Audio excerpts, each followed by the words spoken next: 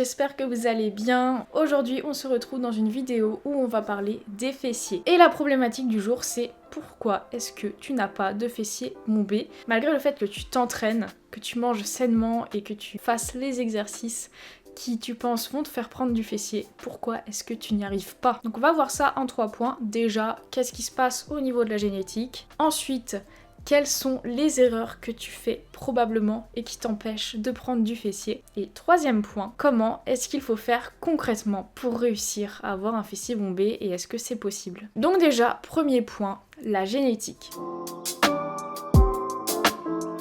Pourquoi est-ce que tu as les fesses plates alors que ta copine, elle, a un superbe fessier bombé alors qu'elle ne fait pas de sport, qu'elle mange pas spécialement sainement, elle ne fait rien pour et pourtant elle a un beau fessier bombé alors que toi non? Comment ça se fait?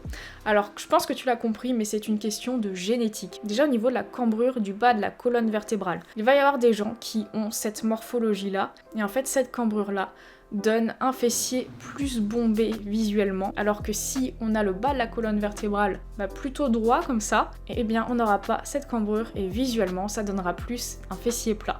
Donc moi je fais partie de la catégorie qui ont la colonne vertébrale plutôt droite, donc de base j'ai les fessiers plats. Il y a aussi un autre paramètre génétique, c'est le stockage de la graisse. Comme vous le savez, on ne stocke pas la graisse au même endroit, dans les mêmes proportions, en fonction de chacun en fait. Et il y a des personnes qui vont stocker la plupart du gras de leur corps dans les fesses, ce qui va leur faire gonfler les fesses et donc leur rendre des fesses bombées. Mais pour les personnes pour qui les fessiers ne sont pas la zone de stockage principale de la graisse, moi c'est mon cas par exemple, c'est pas là où mon corps va aller stocker la graisse principalement, et bien du coup on a les fesses plates. Et si on cumule pas de cambrure au niveau de la colonne vertébrale et pas de stockage du gras au niveau des fessiers, on a les fesses plates. Et donc moi c'était clairement mon cas avant. Mais je vous rassure, c'est pas parce que vous avez la mauvaise génétique pour avoir les fessiers bombés que vous ne pouvez pas avoir les fessiers bombés, bien entendu. Moi pendant des années, j'ai cherché à avoir les fessiers bombés. J'ai fait énormément d'erreurs. J'ai longtemps stagné et je me suis très longtemps acharnée sans avoir vraiment les résultats que je voulais.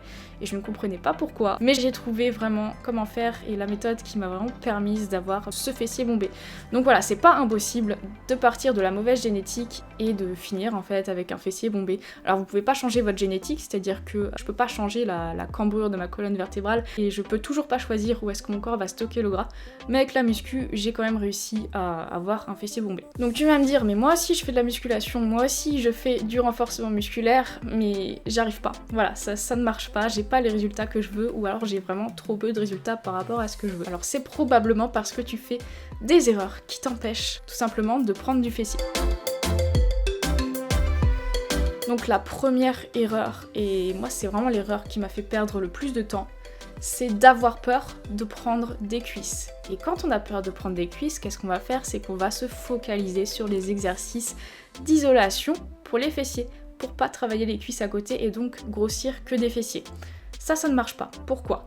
Parce que déjà les muscles fessiers c'est le plus gros muscle du corps, donc juste les isoler avec des petits exercices, ça ne marchera pas. Et même si vous rajoutez des poids, des laisses, des charges, c'est vraiment pas optimal pour prendre des fessiers et vous perdez vraiment votre temps si vous ne faites que ça. Autre chose, ça rejoint un petit peu les exercices d'isolation pour les fessiers, ça va être les exercices un peu farfelus que vous allez trouver sur Instagram. Je vous mets quelques exemples ici que moi j'avais pu voir sur Instagram et du coup que j'ai essayé de réaliser à la salle de sport. Ça vraiment, ça sert à rien. Si ces exercices ne sont pas connus, c'est tout simplement parce que ils sont inutiles. Donc souvent ces exercices-là, on les retrouve sur des comptes de fit girl qui sont vraiment des body goals, qui ont vraiment des fessiers dont on rêve et du coup on va se dire vu qu'elle fait ça, moi je vais faire ça aussi, c'est comme ça qu'elle arrive à avoir ses résultats.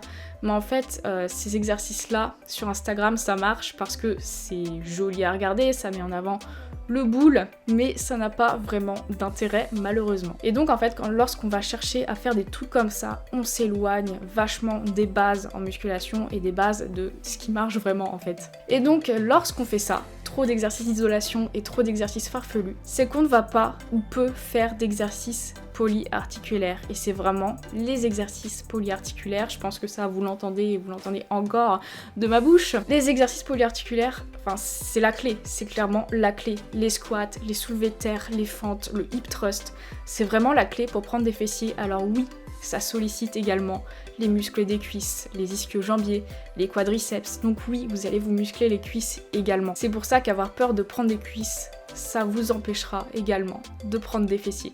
Faut vraiment pas avoir peur de vous muscler les cuisses.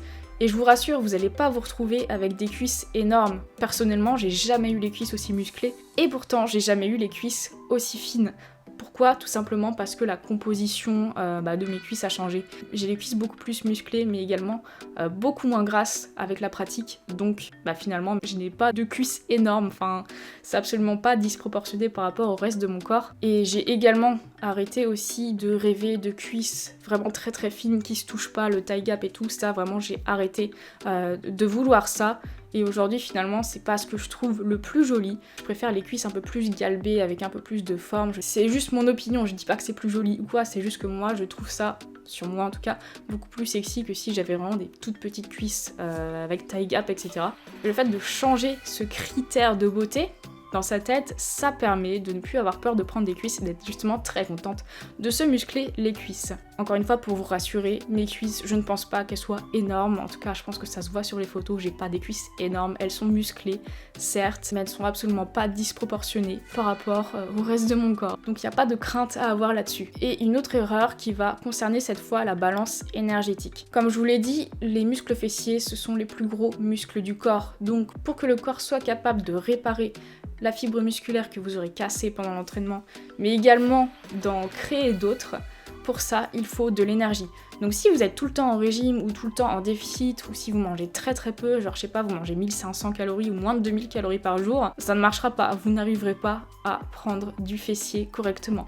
Vous y arriverez peut-être, mais très lentement, mais vous allez vite être bloqué. Donc faut vraiment manger en fait, tout simplement, il faut manger pour prendre des fessiers. Et autre chose également, si vous avez l'habitude, après votre séance de musculation, de passer 20-30 minutes sur l'escalier ou sur l'elliptique ou sur le tapis de course, peu importe, arrêtez ça s'il vous plaît. Laissez à votre corps l'énergie nécessaire pour récupérer et aller justement réparer et construire cette fibre musculaire que vous aurez cassée durant votre entraînement. Donc pour ça, n'allez pas faire du cardio derrière, juste laissez votre corps tranquille, laissez votre corps faire son travail, parce que faire ça, ça va interférer avec le processus de récupération, ça va interférer avec votre objectif de faire grossir vos fessiers. Donc, quand vous avez fini votre séance, vous pouvez vous étirer un petit peu, marcher 10 minutes, je sais pas, mais ne gaspillez pas votre énergie dans le cardio. Laissez cette énergie à votre corps pour qu'il puisse justement faire grossir vos fessiers. Alors attention, je dis pas qu'il faut laisser tomber le cardio, je pense que c'est très important pour être capable d'être performant durant ces séances, mais faites pas votre cardio après votre séance de sport, et n'en faites pas non plus tous les jours. Vous pouvez faire genre 1 ou 2 séances de cardio par semaine, mais en dehors de vos séances, et pas le même jour que vos séances jambes de préférence. Donc concrètement, quelle méthode employer pour que ça marche, pour enfin voir des résultats ? Alors au niveau de la fréquence des entraînements, je vous conseille 2 entraînements jambes fessiers par semaine avec assez de jours de repos entre les deux pour être capable de bien récupérer. Par exemple, moi je vais faire mes séances jambes le mardi et le vendredi, donc il y a 2 jours de récupération entre les deux. Durant vos séances, je vous conseille de faire 3 exercices polyarticulaires, ce à quoi vous ajoutez 1 voire 2 exercices d'isolation. Et je vous conseille vraiment de focaliser votre énergie sur ces exercices polyarticulaires.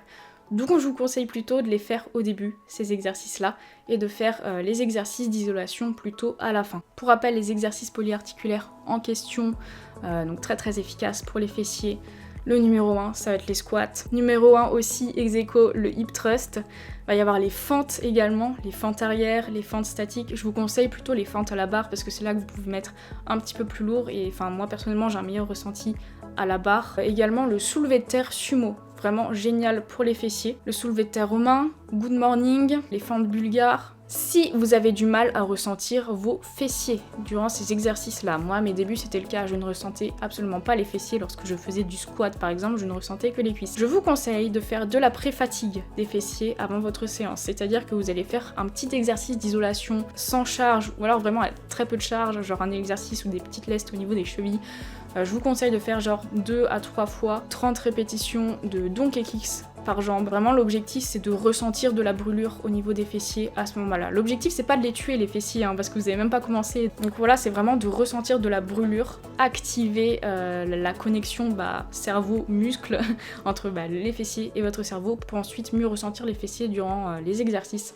Ça marche super bien. Au début c'est peut-être pas évident, mais à force de le faire vous allez voir, vous allez très bien ressentir les fessiers durant vos exercices polyarticulaires, et même qu'au bout d'un moment vous n'en aurez plus besoin. Aujourd'hui j'ai plus du tout besoin de la pré-fatigue, mais j'ai dû faire de la pré-fatigue pendant plusieurs mois avant mes séances fessiers, et aujourd'hui lorsque je fais des squats ou des fentes ou du soulevé de terre, le muscle que je ressens le plus ce sont les fessiers, et je sens beaucoup moins les cuisses. Truc très important aussi, c'est faut vraiment rester en difficulté pendant vos séances, faut pas rester sur sa zone de confort quand vous voyez que c'est un peu plus simple que d'habitude.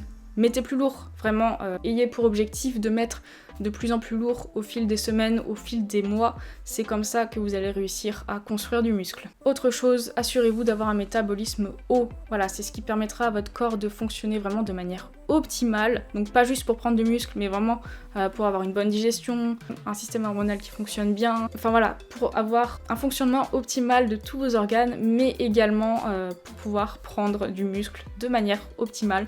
C'est très important d'être haute en calories. Si vous savez que votre métabolisme est faible, je vous conseille pas d'augmenter vos calories d'un coup, parce que ce qui se passe c'est que vous risquez de prendre pas mal de gras, et je pense que c'est pas ce que vous souhaitez. Je vous conseille de passer par la reverse diet. La reverse diet, j'en parle tout le temps sur ma chaîne, donc voilà, je vous mets une petite vidéo là qui en parle. Mais je vous conseille vraiment de faire ça si vous souhaitez prendre des fessiers et que vous êtes, vous avez peur de prendre du gras et du coup vous mangez peu. Faut vraiment manger et apporter assez d'énergie à son corps pour construire des fessiers.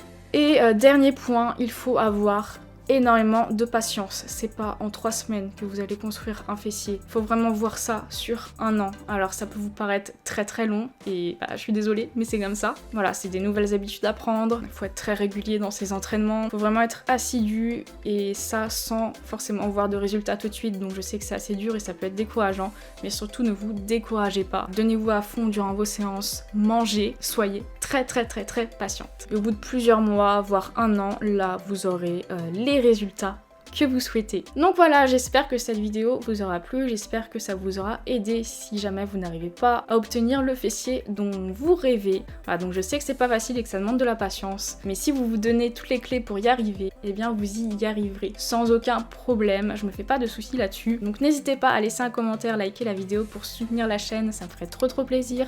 N'hésitez pas également à vous abonner si ce n'est pas déjà fait. Si vous ne me suivez pas sur Instagram, je vous invite à aller me suivre parce que je donne énormément de conseils au quotidien, notamment justement pour obtenir le fessier dont vous avez envie. Donc sur ce, je vous fais des gros bisous et on se retrouve très bientôt pour une prochaine vidéo.